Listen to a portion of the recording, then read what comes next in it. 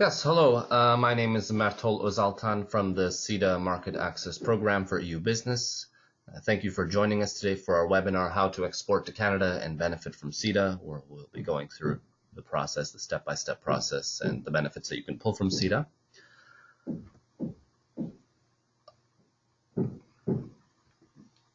A little bit about our program is we are funded by the European Union, and we've been successfully running since 2017.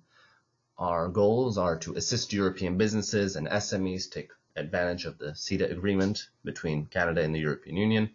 And what we do is we provide resources that help them gain, for example, sector-specific information, practical information about how to access the market and what are the new opportunities that the CETA agreement brings for them. We have various resources, including this webinar today, along with other webinars. Our other resources include annual workshops both in Canada and in the EU, market access reports, sector guides, quarterly articles, and we also have a social media presence to promote the benefits of CETA for your enterprise. Today's presenter on how to export to Canada is Julie Allen. Julie Allen is the Executive Director of the Netherlands-Canada Chamber of Commerce. She's heavily involved in trade, investment, industry, commercial services, and cultural affairs between the Netherlands and Canada as part of our organization. And this includes working with various government agencies to develop both bilateral and B2B trade relations between the Netherlands and Canada. Much of her earlier experience has been in the lighting industry and electrical industry, thanks to her electrical engineering and building services education. Her career has spanned 3 continents, North America, Europe, and Asia, including several years in China. And since 2010, she has had her own consulting firm, Momentai, and this has advised on market access and partnerships to various clients worldwide in numerous sectors. And just like today, she has spoken at various international events and has been published in numerous trade publications. And with that now, I turn our attention to Julie Allen, who will start our presentation today. Julie. Thank you, Myrtle. Well, good afternoon, everybody. I hope you're comfortable. So, talking about Canada, first of all, why Canada? Why would you want to export to Canada? Well, as most of you know, Canada is a very large country made up of provinces and territories. And it has its roots very firmly from Europe, being both French and English colonies in its history, and now is home to many Europeans from every country. Exports to Canada from Europe are rather high and improving. So in 2016, there were 35 billion euros of goods exported from the EU to Canada. That's now 41.3. And services have grown from 18 billion to 23.1 billion. So we see quite an increase in trade following the provisional implementation of CETA. So when you consider exporting to Canada, before we get into the nuts and bolts of the CETA agreement itself, there are a number of things that you should consider. Just as when you go to any new export market, you need to do a market assessment. So looking at Canada, whether it's a good fit for your product or service. And the first thing to think about then is, how are you going to market your products in Canada? And, which doors to market are you going to use? So the market in Canada is not always identical to the market in Europe in terms of your channels. So you need to have a really good channel strategy, figuring out how you're going to sell your products. Also to bear in mind is the fact that in Europe, we're used to mainly sales reps, salespeople, working as an employee for a company. Whereas in North America, it's very common to have sales representatives who are representing multiple companies, and their remuneration is purely commission-based. So they will have a basket of complementary goods that they are selling to customers, representing a number of companies. And if that's the route that you take in terms of selling in Canada, then you need to make sure that you have a really good sales rep in each of the main territories where you're going to be selling.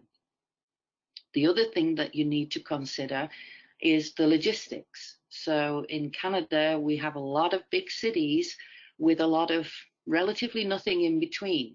So if your product or service is or particularly your products are really time sensitive, then you need to think about, if you have products sitting in a warehouse in Nova Scotia, how you're going to get it to Vancouver in a timely fashion. So logistics is a very important area for you to consider when exporting to Canada. The other thing to remember about Canada is that although it's English, it's not American English, it's English English. So it's still a Commonwealth and the Queen of England is still head of state. So when you look at your marketing materials and your marketing collateral, they spell, or we spell, in the English way. So color is C-O-L-O-U-R and not the American way, C-O-L-O-R. Little things like this can be actually quite expensive if you have to reprint and redo your marketing materials. Also bear in mind that we have 2 official languages, so everything you do, product manuals, instructions, marketing materials, all have to be bilingual. And a little tip for you is that if you are producing leaflets and brochures in both languages separately, you would normally expect to have 20% of your marketing brochures in French. So you don't need to have 100% of each, given the mix of population, but normally you would expect to have about 20% in French. So that's a little bit about why Canada and things to think about when you want to export to Canada. And so let's now talk about CETA itself. Assuming that you have your marketing plan in place and your business plan in place, then you want to look at taking advantage of CETA in order to export to Canada. So most people think that CETA stands for Canada-Europe Trade Agreement, but in actual fact, it stands for the Comprehensive Economic and Trade Agreement between Canada and Europe. And the aims of the program are to give you fair market access to the Canadian market and boost trade with Canada. It also acts as a gateway for you to the US and Mexican markets through the Canadian Free Trade Agreements, and also to Asia through the Free Trade Agreement. So it can be used as a way to boost your trade, not only in Canada, but also in Mexico, the US, and Asia. So specifically, what is CETA aiming to do? So in 2017, the 21st of September, CETA was provisionally implemented, and at that time, most duties were reduced to 0 for industrial products, for example.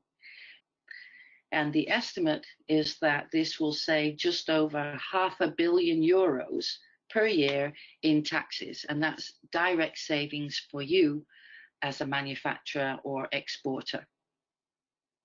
So there are a number of programs within CETA, a number of protocols, and one of the most exciting, I think, for small to medium enterprises is enabling EU firms to bid on public contracts in Canada. And this is the first time that this has happened through a free trade agreement, where you will be able to bid not only on federal contracts, but also on provincial and municipal contracts. And the provincial contracts are worth 2 times more than the federal contracts. So that's certainly very attractive for EU firms to be able to bid on those. They are developing a single procurement website. So all government contracts, whether provincial, federal, or municipal, will be available for you to view in one place. And by municipal, I mean regional and city government contracts. So you can bid on contracts as small as a small city, depending on the size of your company. And they can't discriminate between you and a Canadian company when you're bidding on those contracts. The services part is also attractive because the EU estimates that half of the economic growth will come from the service industry in the next few years. So all the services are also covered except for the federally controlled ones of public services, for example, health and water.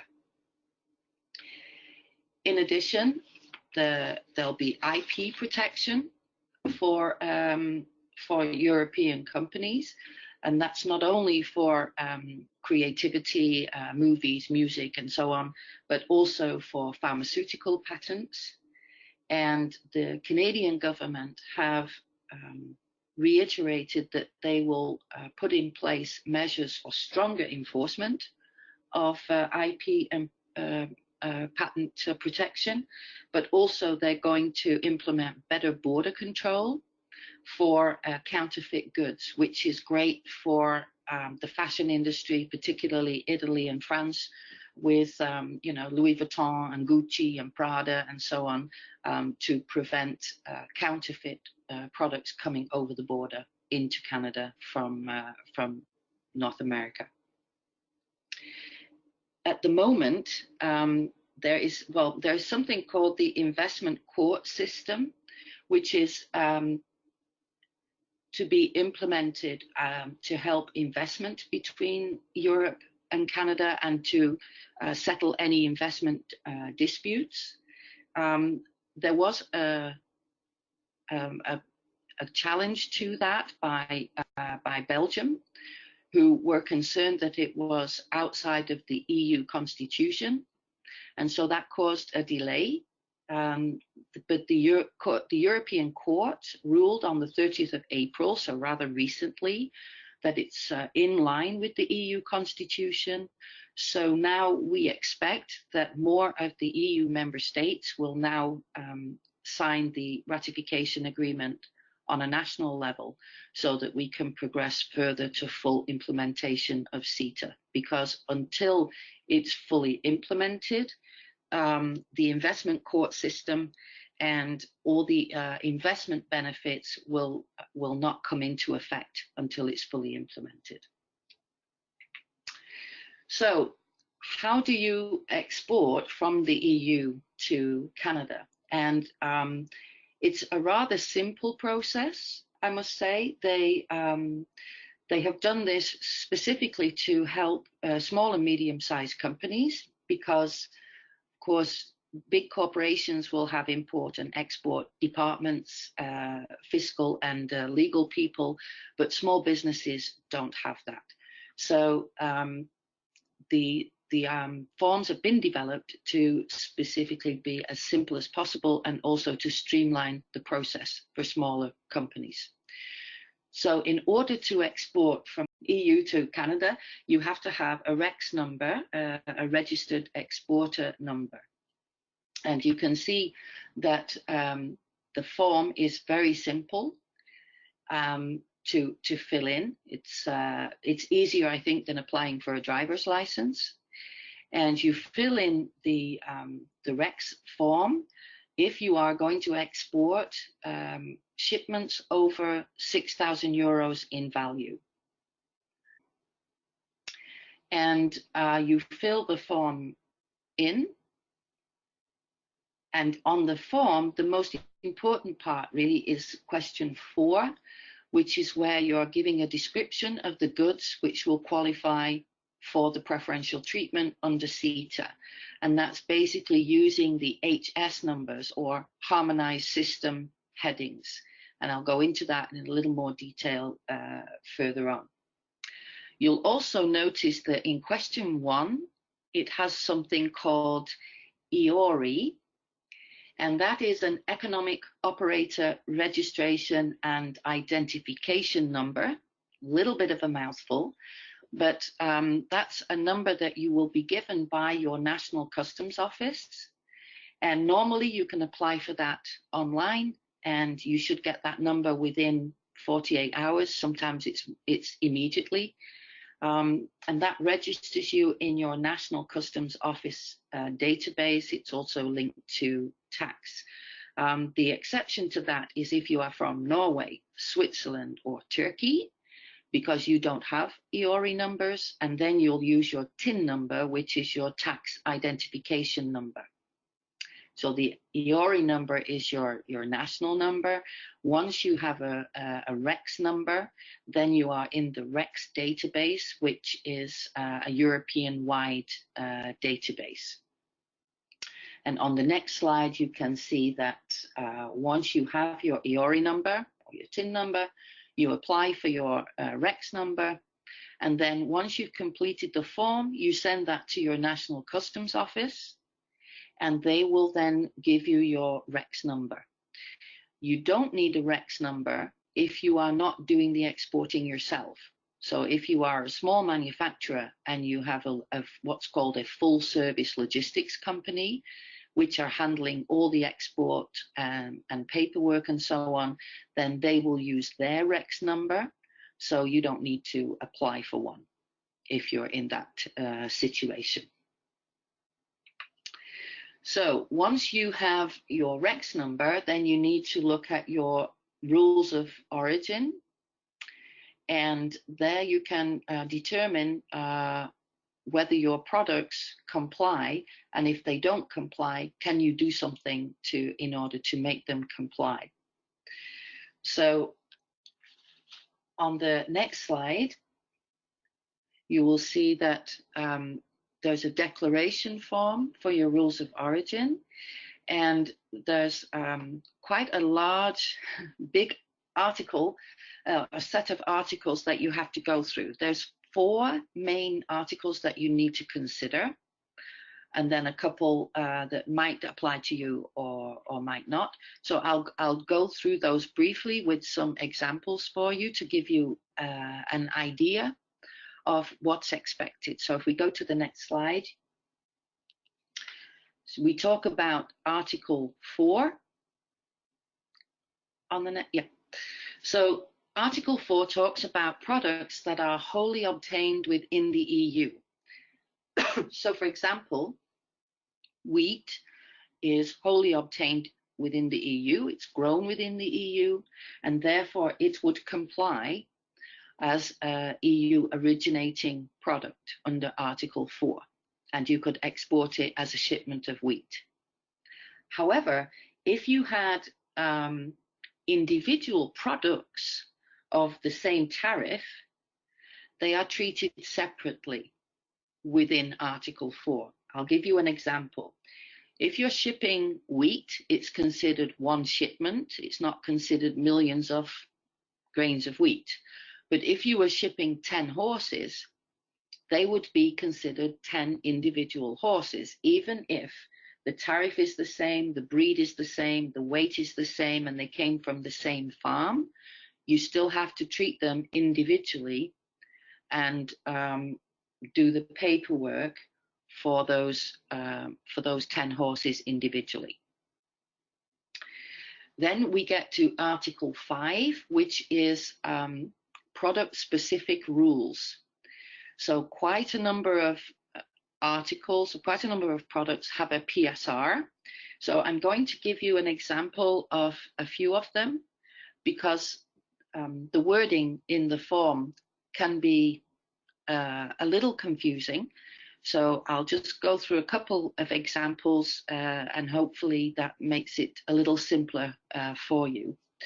So a PSR, a product-specific rule, will talk about the value of a product, and it will either talk about the value in terms of the transfer price or ex-works price, or the weight as a percentage of the total product. And it talks about non-originating materials or non-originating product, but that also includes processes. So, for example, if the rule says the value of non-originating materials must not exceed 50%, then the materials that it's talking about is not only components, but also processes. And sometimes for people whose English is their second or third language, this can be a little confusing, but it's talking about processes as well as components. You will also find that a rule may say, and this is quite a common rule, so I will read the rule will say, the value of non-originating materials of subheading X must not exceed 50%. What that means is that if you use other materials, other non-originating materials that are not part of subheading X, then they are allowed regardless of value. So let me give you an example. If we look at antifreeze, and the value of antifreeze is 20 euros, that's the X work price, and there's a category X, then that's non-originating. So the value of your category X component can't exceed 10 euros, which is 50% of the transfer value. However, if you have 20% of component Y, which is also not originating in Europe, it doesn't matter. You can have that irrespective of the value as long as it isn't from category X. I hope that's clear. But if it says cannot contain more than 50% of total non-originating product, then all of the materials, both category X and category Y, would be taken into consideration, and therefore it wouldn't comply. It wouldn't fit within the CETA rules. So I'll give you an example of a weight PSR. So cranberry juice, as an example, cannot contain more than 40% of its weight from added sugar, because of course sugar is not originating in the EU. So that's an example. And then we talk about tolerance. So Article 6 recognizes the fact that sometimes you can't guarantee that every little part of an item or a process is totally within the EU.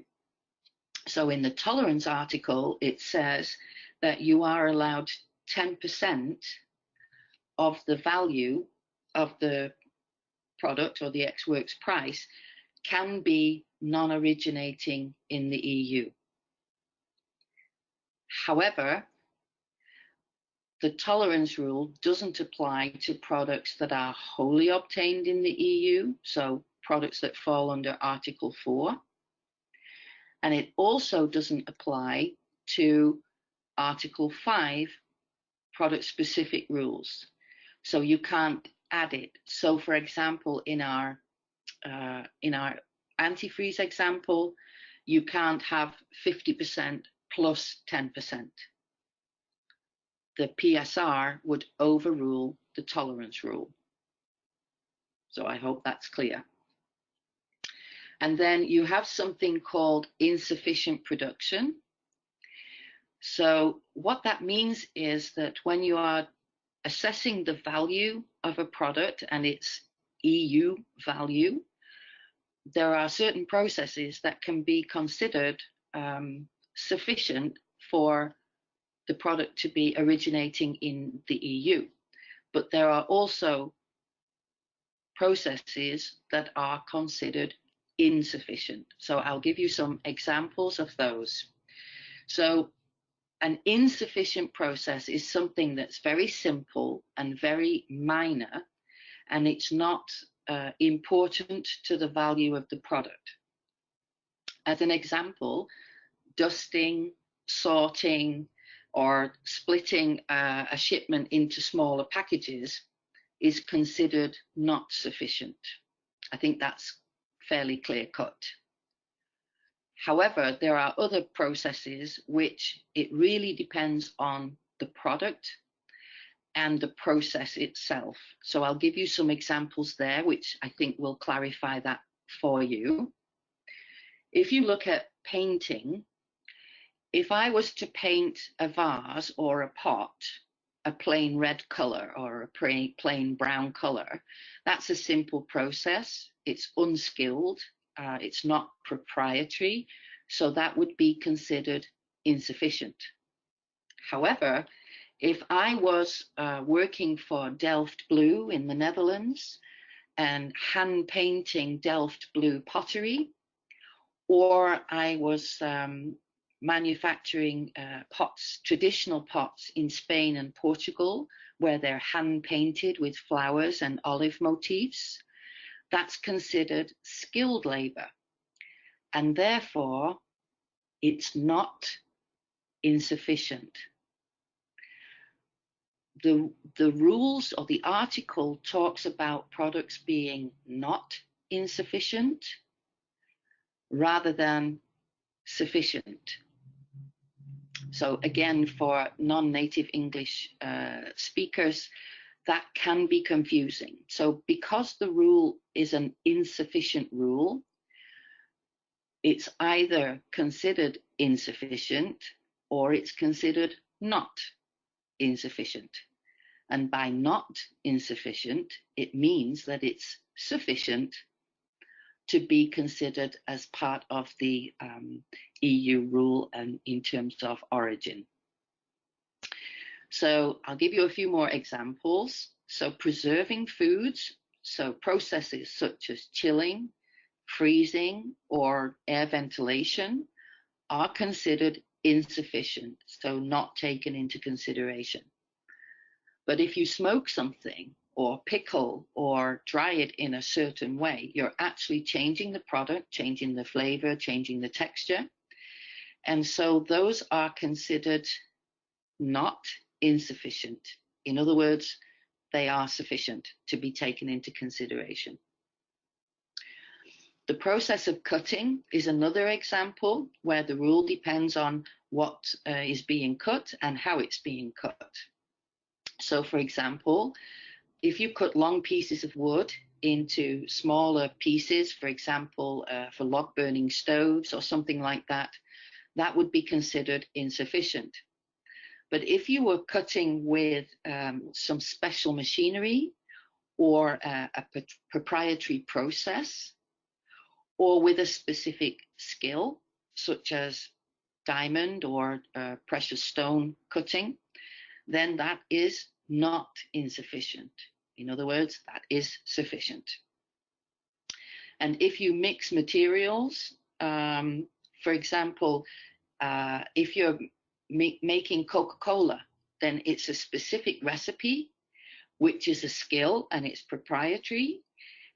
So that would be sufficient. If you were adding water to something, that would be like if you added water to fruit juice, that would not be sufficient, so it would be insufficient. But if you made a chemical reaction with a product, then that would be considered not insufficient. So simple processes like adding water to juice is insufficient, but a complicated process involving a chemical reaction would be not insufficient. So hopefully I've explained those four main articles to you, but I'm going to touch very briefly on a couple more, which may apply to some of you, just guessing from some of your email addresses which companies you work for. So there is another rule called cumulation. And what that means is that if you have an EU originating product that you ship to Canada, and then in Canada it undergoes further production or further processing, then you can export it back to the EU as Canadian origin. So the processes done in the EU are added to the processes done in Canada, and that would make it comply with the Canadian origin rules. So that may be important for some of you. Also, cross shipments are allowed. So some of you may ship to a third country, and those are allowed as cross shipping or temporary storage, as long as you can prove that the originating products have not been altered in any way. And normally or commonly, you get issued with what's called a certificate of non-manipulation. So maybe you are shipping to both the US and Canada as an example, and maybe you ship to the port of Miami, and then from Miami it comes up to Canada. That's allowed under the rules as long as it's not been interfered with in any way. You can also have special rules. There's something called Article 12, which is special rules for sets and kits. So for example, you could have a drawing set, which might have multiple HS numbers, or most commonly something like a toolkit, where you can have multiple HS numbers with products that are plastic, metal, wood, all mixed together in a kit. And then you have Article 12, which is very specific for that. And so that's where you would look for your answers to what your HS codes would be for that. The other thing that's allowed under the CETA protocol is multiple shipments of identical originating products. Now, it's allowed under the protocol, but currently the EU have not yet implemented that, but Canada have. So if you want to ship, if you have an order for a customer where they want a shipment once a quarter, you can do that with one set of paperwork for 12 months. So you can ship 4 quarters with the same paperwork as long as everything is identical. There's also something called Article 10 called accounting segregation, where you have a stock management system, but it's in multiple locations. So if that applies to you, then you need to talk to the Canadian Border Services Agency because they have to verify your stock management system as well as your originating products. Finally, you are exempt from the requirements of submitting origin declarations if you are sending a small package, for example, a person-to-person package, or you're bringing goods to Canada with you for to show as samples or just to sell as a one-off type of thing, as long as it's less than $1,600 in value. But you must bring a commercial invoice with you to prove your to prove the value of the product. And the commercial invoice, of course, needs to contain the HS code. Okay, so that is talking about the rules that you need to consider. And then we get to standards requirements. And the protocol for standard requirements is that EU manufacturers are allowed to sell their products in Canada, and Canadian manufacturers, of course, can sell their products in the EU, and the accreditation bodies will accept each other's testing. And this will be done through accredited conformity assessment bodies. So the CABs will confirm that products comply with Canadian requirements and vice versa. Once your products have been marked, in this case CSA to CSA standards, Canadian Standards Association, then you can sell them on the Canadian market.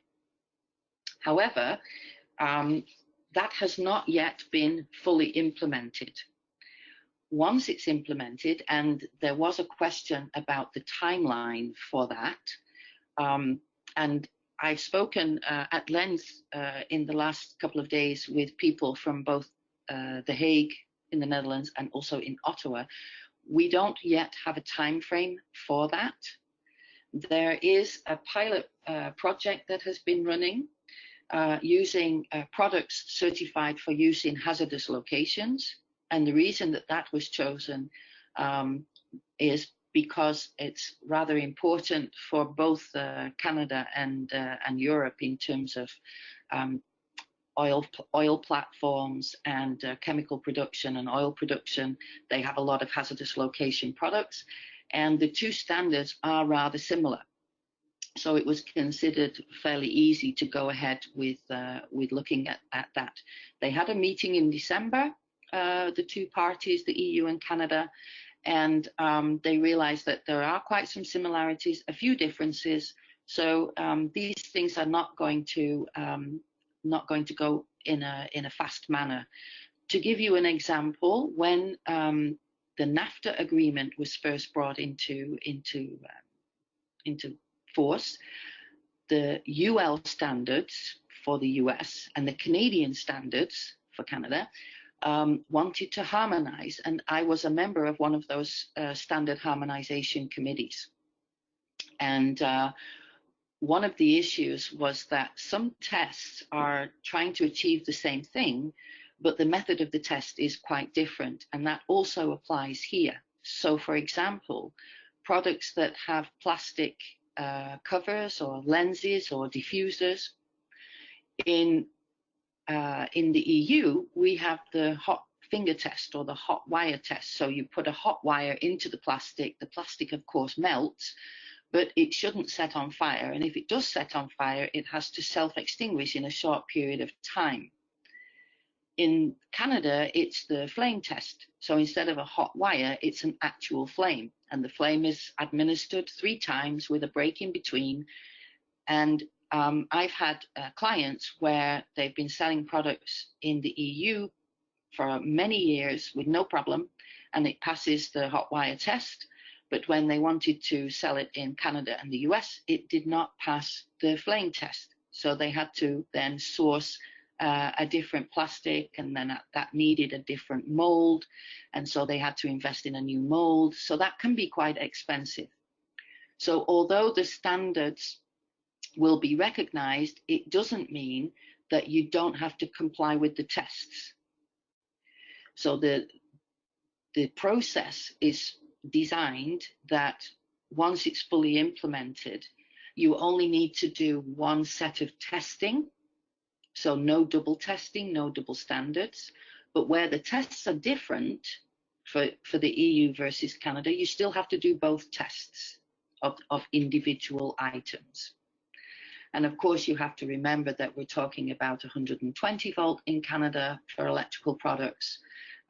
So that also brings different tests to the table. So when it says on the programs, no double testing, which is cheaper for small businesses, of course, it doesn't mean that some tests will be done twice, but in 2 different ways in order to comply.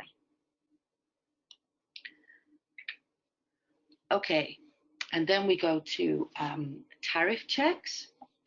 So when you're looking at your tariff checks, the easiest thing to do is to talk to the Canada Border Services Agency, because they will provide advance rulings, and they will provide advance rulings on both your origin proof of origin certification and also your tariff classification. And they ask that you do that at least 120 days in advance of when you want to actually ship something. But I think if you're planning to export to Canada, you should do that well in advance. And another thing that you should check is, even though your tariff may be 0, your duty, your import duties, you should also check, because in Canada we have GST and goods and services tax, which is 5%. So I had one client who based all his costings on a zero duty. But of course, when he actually landed his products in Canada, they were subject to the 5% tax. So it meant that all his costings were 5% out. And he had signed a contract, so he was basically losing 5% until he could renegotiate later the contract. Your tariffs are using the harmonized system, the coding system, as I mentioned earlier. And that coding system is not just between the EU and Canada, but of course it's used for international trade worldwide. So once you know what your HS codes are for your particular product or service, they can be used all over the world. In Canada, the classification numbers are 10 digits. And the last two numbers are statistical suffixes. And what that means is that Statistics Canada, when they signed CETA, the Canadian government were expecting growth in certain categories of business and products and services. And Stats Canada are using the last two digits to determine which areas have actually grown and by how much.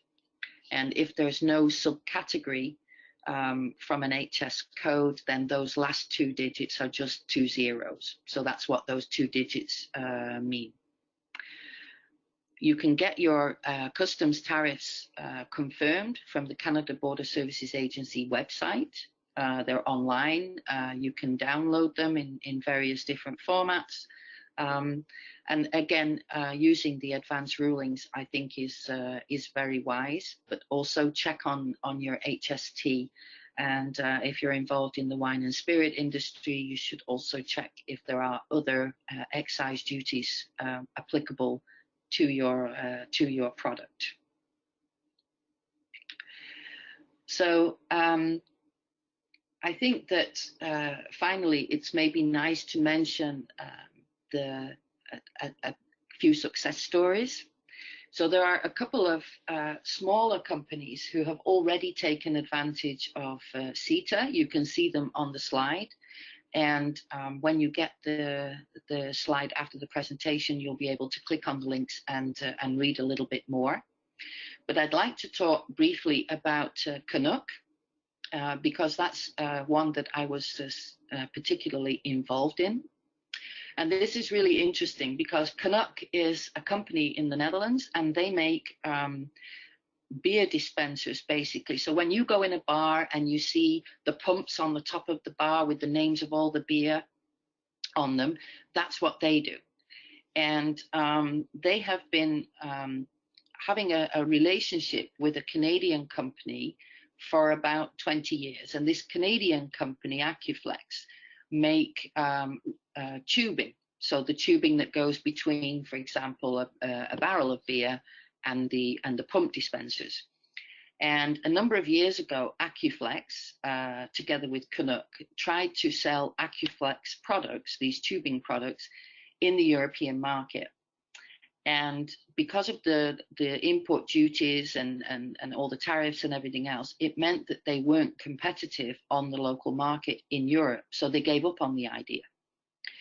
And then, of course, CETA was announced. And now Canuck are selling their pumps and their bar accessories and everything on the Canadian market. And Acuflex, through Canuck, are selling their tubing, their beverage tubing. And their business is growing like crazy. They signed the contract last year, so they are saving 9.5%.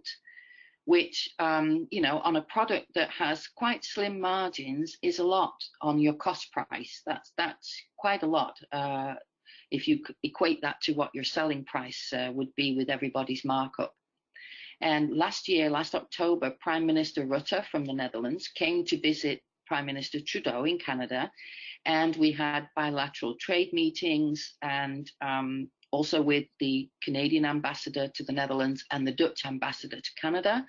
And the contract between Canuck and Acuflex was signed with Prime Minister Rutte and the two ambassadors. So it's a very special moment to celebrate CETA. and that contract, that business would definitely have not gone ahead if it wasn't for CETA, because they already tried it and it didn't work. So that's a great success story that proves that that it can work. And so I'd like to now open up to your questions. So we have a question about CSA and proxy approval. And as I mentioned earlier, the protocol is covered within CETA to allow for certification. But if you want to have CSA if you want to have CSA approval for IEC certification, as I mentioned, it depends on what your product is. But you would need to talk directly with a CSA advisor because, again, some things that are approved within IEC are not approved within Canada.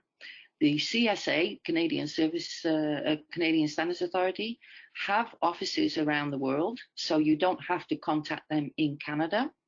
You can look for, if they don't have an office in your country, they certainly do have some offices in Europe, but otherwise we can certainly put you in touch with somebody in Canada, and you can discuss your specific issue with them directly.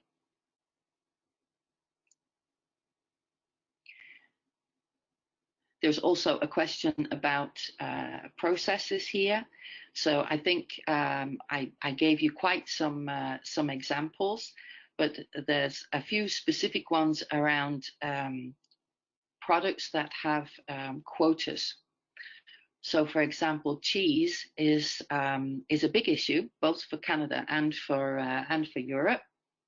And there is a quota on cheese, and let me see if I have it written down in my notes, but let me just double check. So the quota was quite low, 13,500 tons of cheese was allowed before CETA, and now that has increased to 32,000 tons. So more cheese is being allowed, but of course, everybody wants more cheese. So hopefully, I know that they are looking at gradually increasing that quota.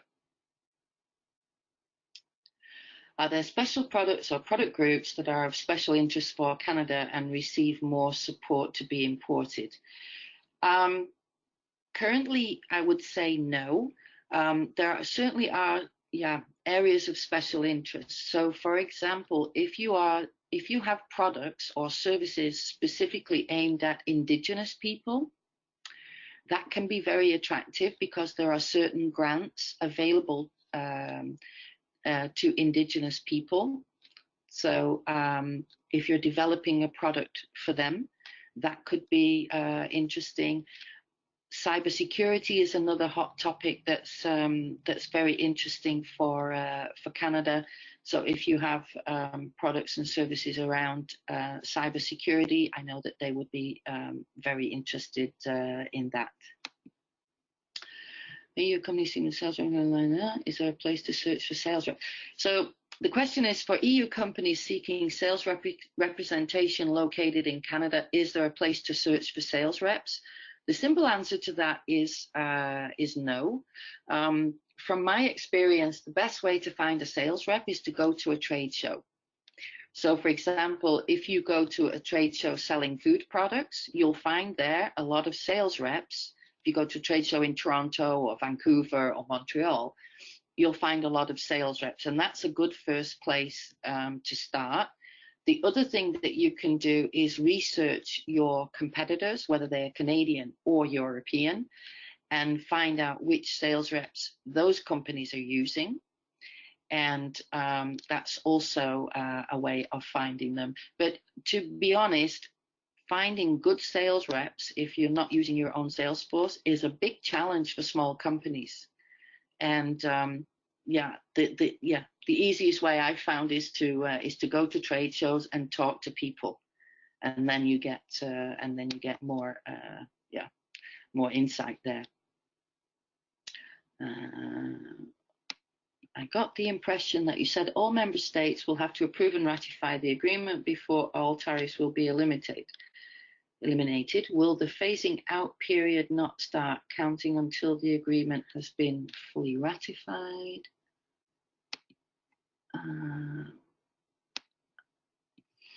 So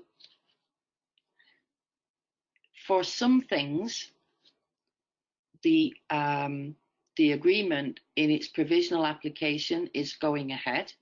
And so 98% of tariffs have already been eliminated. The part of the agreement that covers investment and this investment court tribunal, none of that is implemented in the provisional CETA agreement. None of that will come into effect until the agreement has been fully ratified. Some of the tariffs will go within 3 years, some within 5 years, all within in industrial products, all within 7 years. Some of them are independent of whether the agreement has been brought into full force or not. So you have to then look specifically at the HS codes or the tariff areas for your particular product. Okay. Are there forums to meet European companies eager to export to Canada? I think I don't know that there's a European-wide forum specifically. I do know that in a lot of countries there are bilateral chambers of commerce. So, for example, we have the Netherlands-Canada Chamber of Commerce in the Netherlands. In Italy, they don't yet have a Chamber of Commerce, but they do have a business organization. There are also people from the EU in each member state, in each country that can help you. And there are also the trade commissioners who can also help you, and they know other companies who are interested. So you can share experiences and maybe help each other.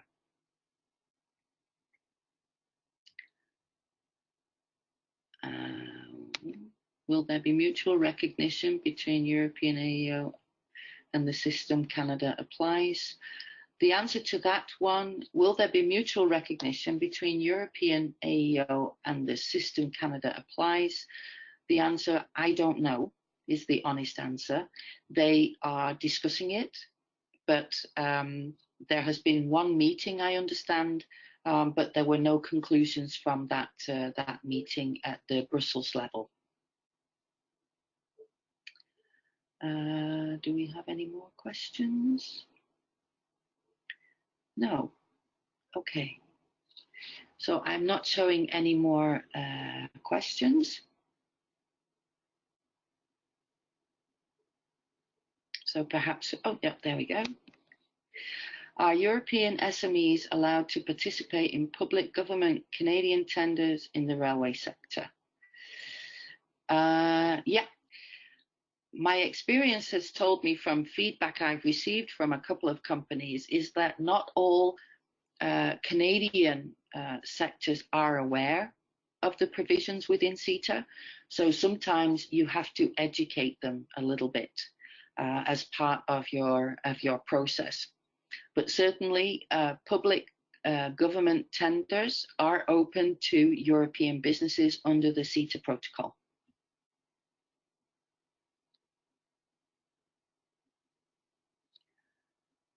Okay, then I think that we have time for one more question, if there is one.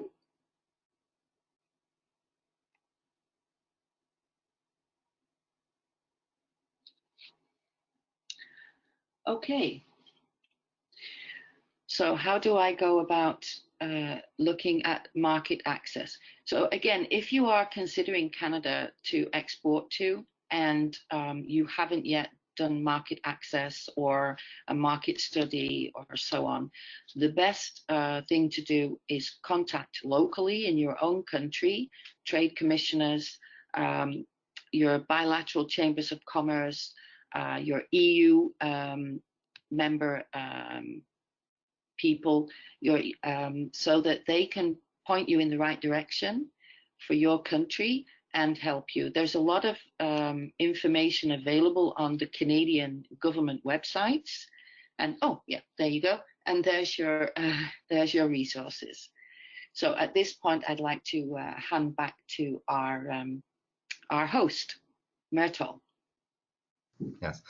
Thank you very much, Miss Allen, for a wonderful presentation. And this presentation will be available later for distribution. It will be uploaded to our CETA Market Access Program YouTube page, which we will send to you in due time once it is uploaded within the next few days.